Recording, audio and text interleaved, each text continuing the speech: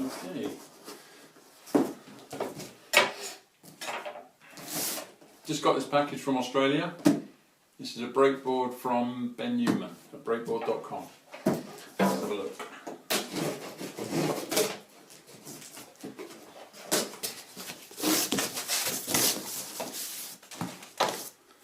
Ooh, brake pedal made of carbon fibre.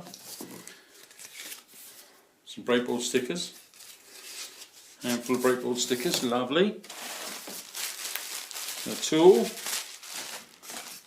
A spare bolt. And the board itself. Let's have a look. Woohoo! Yes, indeed. Oh, yes. Oh, look at that. New spanner.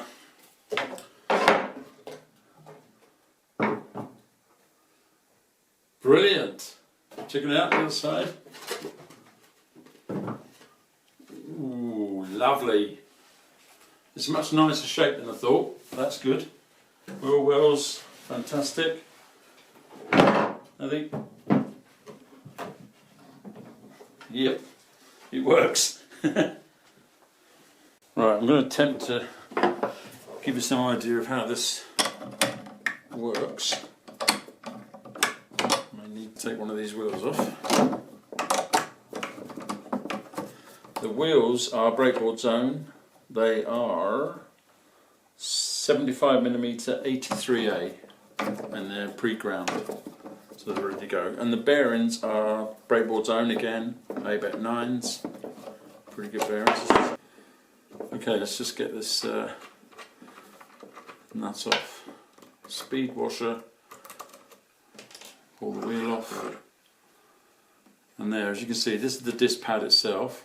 Look how thick that is. This is the disc.